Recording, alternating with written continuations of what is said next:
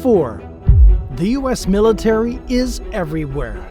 The U.S. military has over 750 military bases around the world as of 2021. These include many in Japan and South Korea, as well as Europe and East Asia. As with any other form of infrastructure, the facilities are expensive to keep up with, and they often contribute to poor environmental impacts in host communities. So why are there military bases all over the world? During the Cold War, the U.S. rushed to establish facilities in countries that were vulnerable to Soviet influence. Since then, America expanded their global network of bases. The reasons for this are varied. Some are economic, while others reflect the need to protect American interests in foreign countries. For example, U.S. bases in Japan, Germany, and South Korea provide support to the communities. The bases are important to America's military strategy and ensure that it has a foothold in places that would otherwise be ripe for potential threats. But many of these bases have negative impacts. These include toxic waste disposal, the dumping of hazardous materials, and environmental damage caused by military operations. In addition, bases have been shown to encourage crime and sex trafficking in certain areas. These issues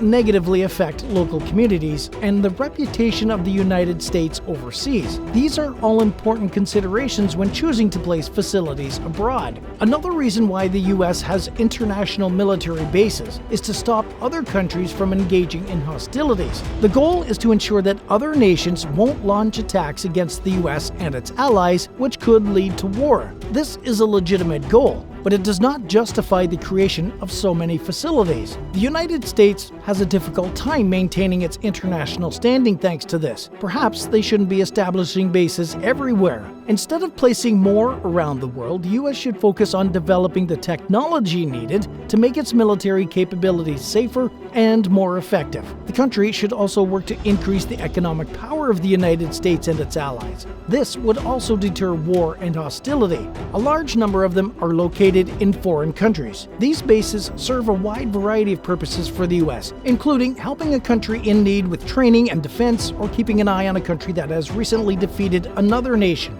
The purposes are varied and complex, but they all have one thing in common: to provide the United States with a geopolitical foothold overseas. This is an important strategic goal for America and a necessary part of its security strategy. This doesn't take into consideration the base's downsides. A large number of them have problems that can be damaging to both the United States and its allies. Some issues include corruption, environmental damage, and violence. Other difficulties are related to the economic burden the bases bring to the host nations. The facilities divert money away from other programs and into the military, which can have a negative effect on local economies. They can also create significant problems for American soldiers who are stationed overseas. These soldiers might have to spend extra time traveling and dealing with local issues and negative receptions. As a result, it can take them longer to get home, which causes a massive strain on family life. Also, the bases impact the political culture of the host nation and make it harder for American allies to form trust. Still, many military officials argue the facilities can help the United States keep a watchful eye on its allies and protect them from incoming threats.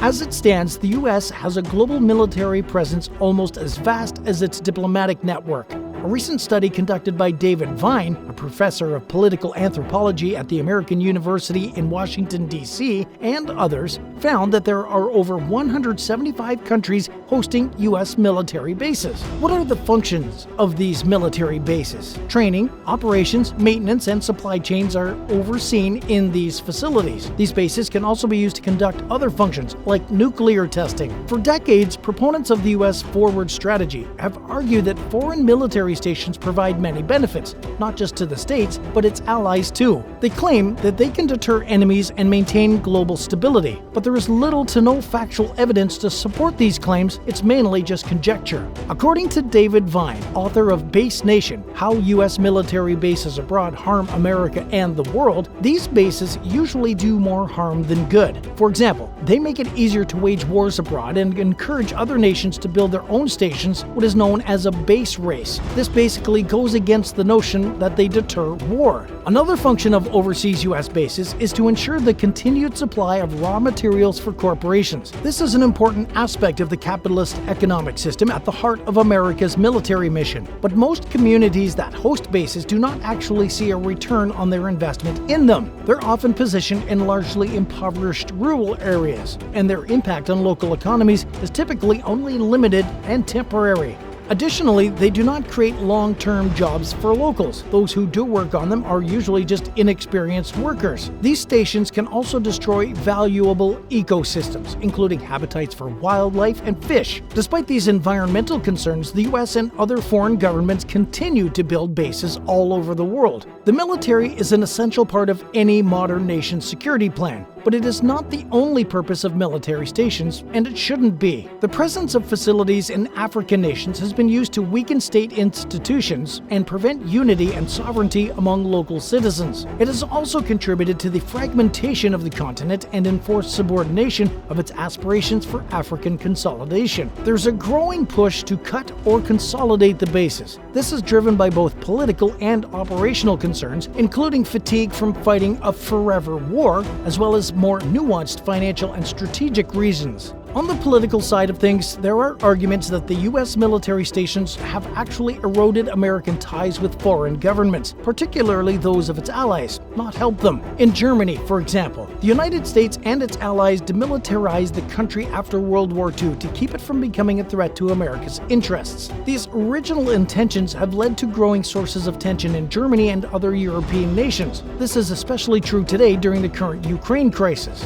Opposition to the presence of U.S. military bases abroad also reflects host countries' fears about risks to human security associated with large numbers of troops stationed in unfamiliar territory and the potential for instability or conflict.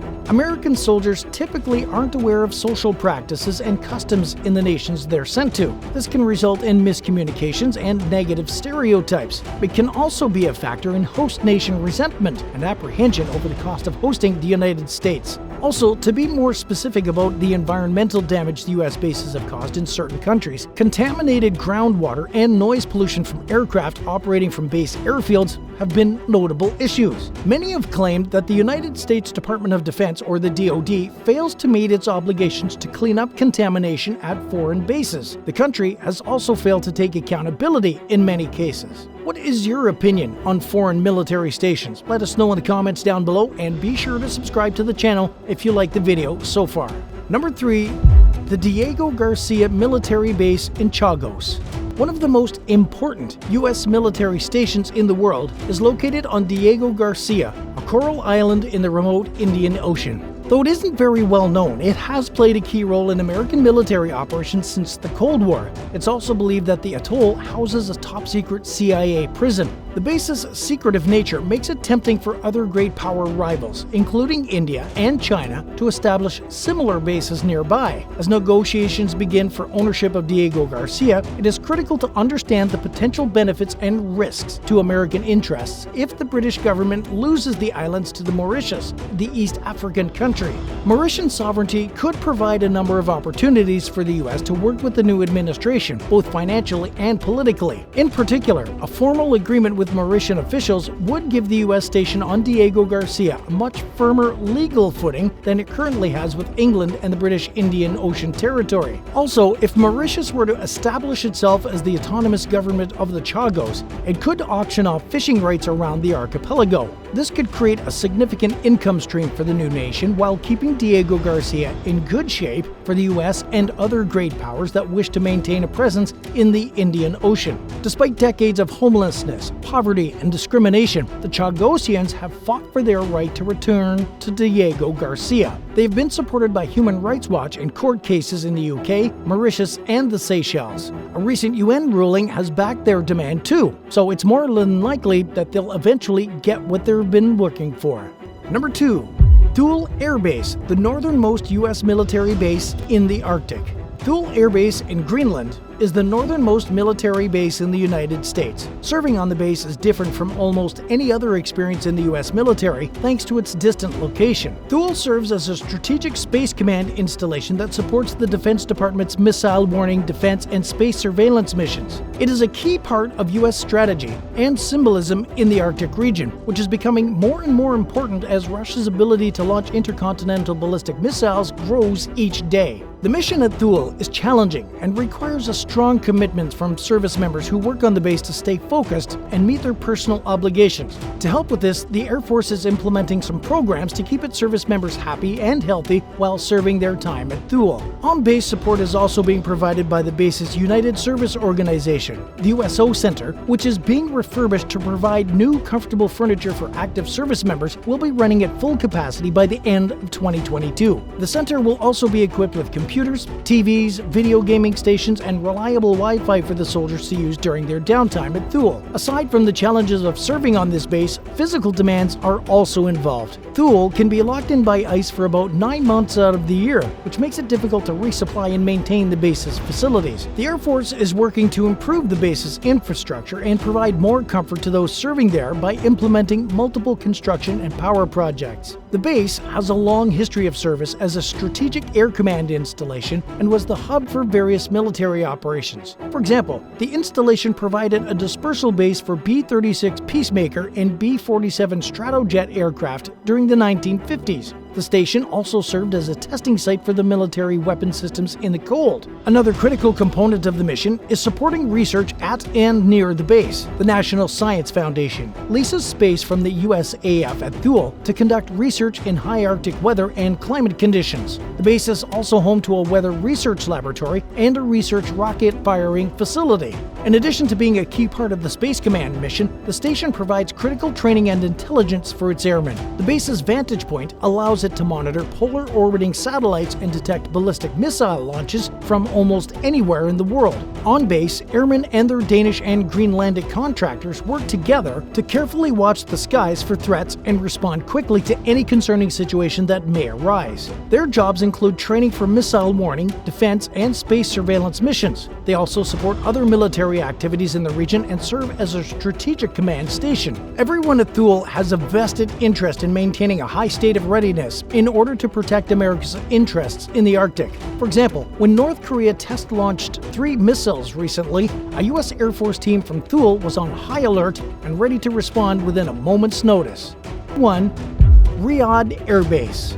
Riyadh Air Base is one of the most important United States military bases due to its strategic location in the Middle East. The base is in the capital of Saudi Arabia, giving American troops an easy way to support any possible invasions. The base is considered a safe place to travel and stay, but it also serves as a great training ground for the U.S. military. It has many training facilities and can accommodate a large number of troops, ensuring that they will be in perfect condition when necessary. Training units such as the Military Training Mission and a few parts of the U.S. MTM division are found here. There is also an armed forces hospital on the base that helps American soldiers with their injuries and medical needs. The United States Central Command Office has been looking for new ways to build partnerships in the Middle East, and officials say that they are considering a new location in Saudi Arabia where they can test weapons like missiles. They also want to increase their ability to counter potential attacks from nearby Iran. The U.S. military is still heavily involved in the Middle East, with a large number of bases scattered throughout the region, but it's getting harder to maintain them.